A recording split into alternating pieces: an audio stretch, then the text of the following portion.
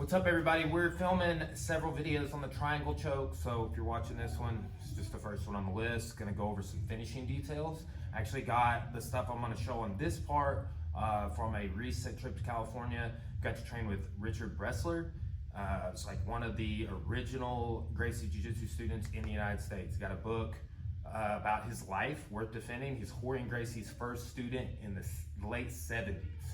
Right? So like a lot of the other guys I run into, like a Chris Howder, we're about to have him here for a seminar, trained with him several times, privates and seminars. He started like 10 years after that, right? So it was our true privilege to get to work with Richard Bressler. We know some of the same people, and we just worked on basic submissions. I did a private lesson with him and my coach, Danny Drings, a 5th degree black belt. And it was just simple submissions, but Richard is like not an imposing guy, right? He's tall and slender, and he's like 72 years old, I believe. So there's no muscling, right? He never even squeezed us hard, and there's some of the most devastating chokes. So I'm gonna share that with you. Let's just start in the triangle, okay? So this is what we did. We didn't even do a setup. Like I'm gonna do those in future videos, but you have the triangle, okay? It's over here, and you got to think about some of the problems, right? He may punch me with this hand, okay? So I need to be able to intercept that here. I'm going over the back of the tricep, okay? Now, if he tries to come over the top, I can raise my elbow. If he tries to come under, I can lower it. Just opening and closing the door is what my friend Chris Burns calls that, right? I can also use this as a push, okay? Once I get distance, this is less of an issue. But I'm using this, let's turn this way. In addition with the foot on the hip, okay? So I wanna get some distance, and that tightens it. A mistake I'm seeing some people make is like the leg goes more across the back and shoulder versus like top of the shoulder, scapulas, and across his neck, like where that curve is. You can always grab here and pull as you adjust. And then here, if I'm still blocking punch there, like I didn't even squeeze and you're going out, right?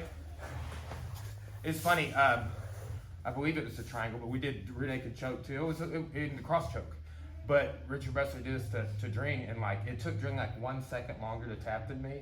And then he just sat there and was like, wah, wah, wah, wah. It didn't give you the wah wahs. But like I didn't squeeze. I didn't lift my hips. Like that's like the details, you want to shore it up before you finish, okay? So just, guys, when you're working on this, start in the triangle. Imagine that if you're doing this outside of class and you're not in MMA class, that they may punch you. So punch defense here. Go over the back of the tricep, right? I can also use that to push here, right? I can put my foot on the mat. So I need some distance. I'm gonna let him get some blood. I need some distance and some angle here. Lock it, grab his head, and raise.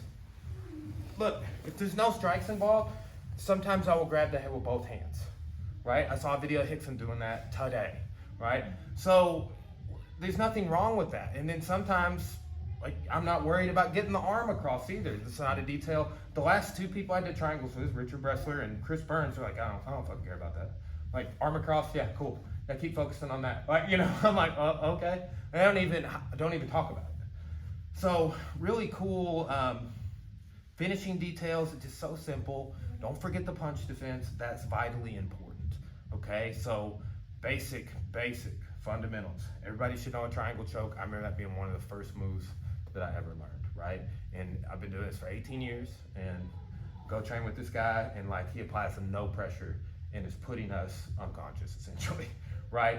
And it's details, guys. Take the time, get in the right position, get that distance. One other thing I'll say is, that distance thing, I don't want to be in front of him. Like, look how close Micah's head is to me.